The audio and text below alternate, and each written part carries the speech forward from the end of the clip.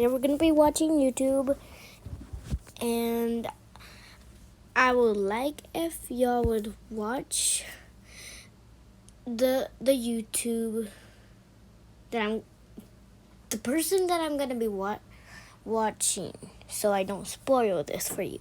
So we're gonna be watching I don't know how to read.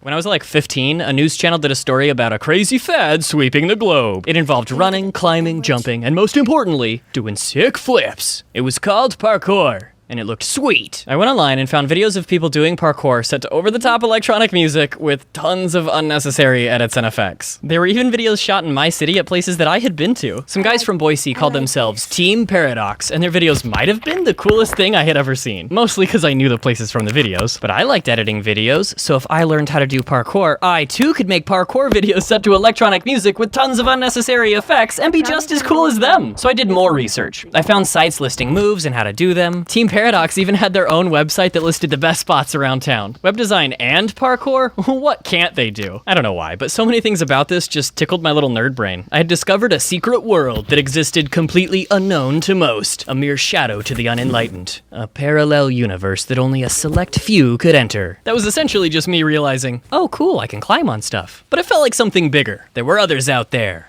and they too could climb on things. I was afraid to try parkour alone. Besides, if I was gonna ask my mom to drop me off downtown, I'd need to convince someone to go with me. I asked some friends, but none of them could understand why I was so excited. They said it looked dangerous and might require trespassing.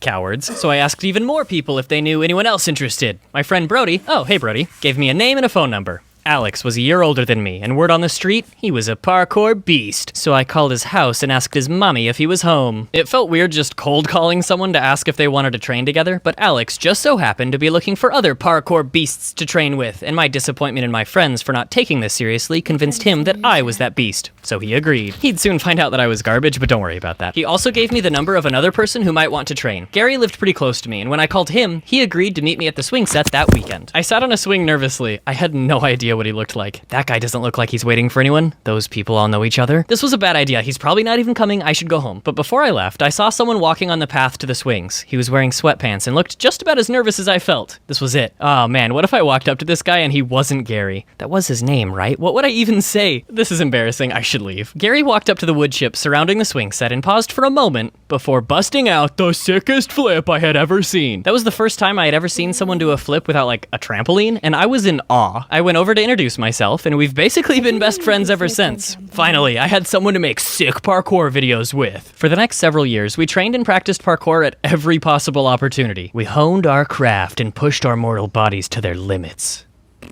There were these handrails on one side of our school, next to the door without a doorknob, and during lunch we would go practice vaults. I don't mean to brag, but I do a pretty mean reverse vault. Most kids did not see the appeal and would sit on the little grassy hill overlooking the rails, making snide remarks. But joke's on them. If they thought that was cringy, just wait till they find out I'm a YouTuber. On weekends, we'd go downtown to train and hang out. Gary and Alex are ridiculously skilled and would do all sorts of flips. I was too scared to push myself and risk getting hurt, so I never got my backflip down. Maybe one day. If you're gonna practice flips, it's really important to have a safe place to land, like a big old cushion. The problem is that when you're swinging through the concrete jungle, there's not usually an abundance of cushions laying around. But one day, we happened across a mattress behind a parking garage. I wasn't about to sleep on it, but for breaking falls, it'd do. I practiced a front flip or two. Gary did acrobatic stunts that'd make your brain explode. The usual. The next week, we went back to the same place to find the mattress had been hauled away and replaced with a new mattress, which was great. 2 weekends of flip practice in a row. The next week, the same thing happened. In fact, every time we went to the mattress spawn point, an entirely different mattress was waiting for us. I'm talking Tempur-Pedic, memory foam, crib. The parkour gods were smiling upon us. We got into all sorts of places that most people didn't even know existed. Just about any building I wanted to get on top of, Gary was more than happy to co-sign my bad decisions.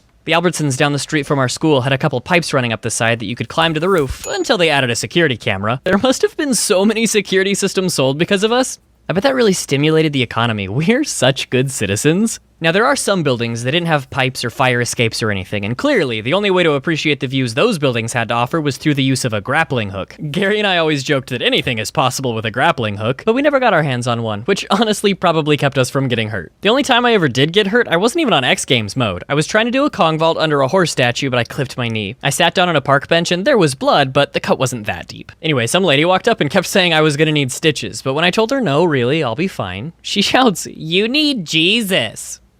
So that's the Jesus bench. I think the most insane stunt anyone in the group ever pulled was when Alex did a flip from the 4th story of a staircase to an adjacent building. The first time he did it, he didn't even warn anyone that he was about to. He just ran at the railing, dove over it backwards, lands the flip flawlessly on a roof that I didn't even know you could get to, all the while yelling, "Die!" I looked down to the street and some narc was looking up at us on their phone. I was pretty sure he was calling the cops, so I told everyone to bail. And the way I like to tell this story is that when a group of parkour kids decides to go somewhere, it doesn't take long. So we made it to the other side of downtown in 2 shakes of a lamb's tail, whatever that means. But that was a really good spot, and everyone said he probably wasn't calling the cops, so we headed back. We made it across town twice, on foot, well before the cops showed up. But they did show up. The cop gets out of his car and says, "I hear you kids are jumping off buildings up here." And in a moment of brilliance, Alex looks over the edge and goes, "You'd have to be crazy." A couple weeks ago, I was back in Boise for my mom's wedding. That's right, everybody, she finally found me a stepdaddy. Congratulations, Mom Tom. But while I was there, I called up Gary and initiated Project Go downtown with nice cameras and film the totally dope parkour montage set to over-the-top electronic music that we always wanted to make in high school but didn't have the resources to do properly until now. .com. Enjoy!